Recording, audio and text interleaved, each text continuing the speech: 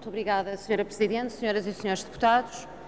Depois da decisão do Tribunal Constitucional, a obrigação do Governo era pedir demissão. Um Governo que não conseguiu apresentar nenhum orçamento de Estado que não fira a Constituição da República Portuguesa é um Governo perigoso, porque desafia recorrentemente a peça legislativa que mais suporta o regime democrático. E um Governo que não tem alternativa ao cataclismo social e económico que provoca, porque as causas do cataclismo só consegue substituí-las por mais causas de cataclismo, é um Governo perigoso, porque demonstra uma obsessão com o caminho que insiste em percorrer, mesmo que mais que demonstrado, que é um insucesso atroz. Enquanto se aguardava pela decisão do Tribunal Constitucional, a postura do Governo e da maioria parlamentar foi vergonhosa. A pressão exercida para que nada nem ninguém estragasse o caminho solitário do Governo e da Troika foi inaudita. O Primeiro-Ministro achava que o Tribunal tinha que decidir não em função das normas constitucionais, mas no impacto da sua decisão para a estratégia do Governo. A bancada parlamentar do PSD achava que o Tribunal Constitucional tinha que decidir em função do contexto financeiro, do memorando com a Troika, do direito europeu e, por último, do direito nacional, como se a Constituição não fosse para aqui chamada.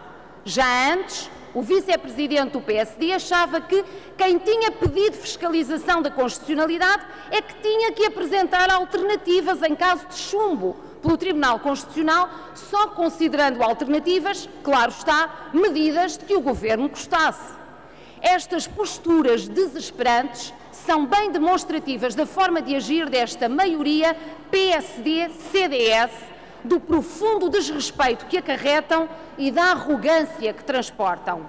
Como se isso não bastasse, depois da declaração de inconstitucionalidade de 4 normas do Orçamento de Estado para 2013, o Primeiro-Ministro reagiu com a abertura de uma crise institucional absolutamente incompreensível e inaceitável ao responsabilizar o Tribunal Constitucional por estragar as opções políticas do Governo. O Governo tem todo o direito de discordar da decisão do Tribunal Constitucional, mas não tem o direito de responsabilizar o Tribunal Constitucional pelo falhanço das políticas, da desorientação e da incompetência do próprio Governo. Entretanto, o espírito de vingança assolou o Governo. Primeiro, Passos Coelho garante que não larga o cargo.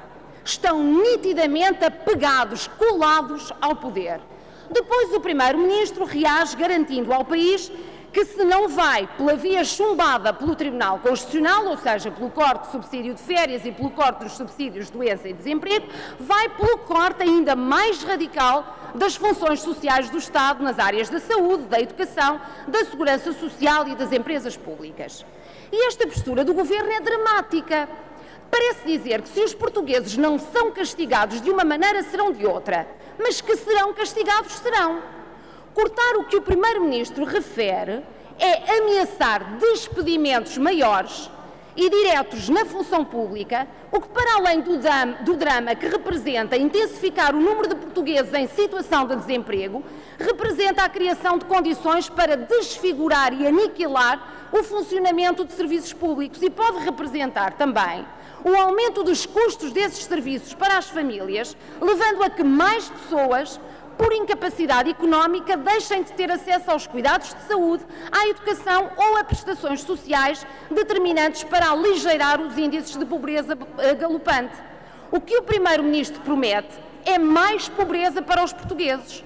O mesmo Primeiro-Ministro que veio no último debate quinzenal insinuar aos verdes e ao país que não há fome em Portugal, que fome havia lá pelo ano de 83. É um governo absoluta e dramaticamente divorciado da realidade.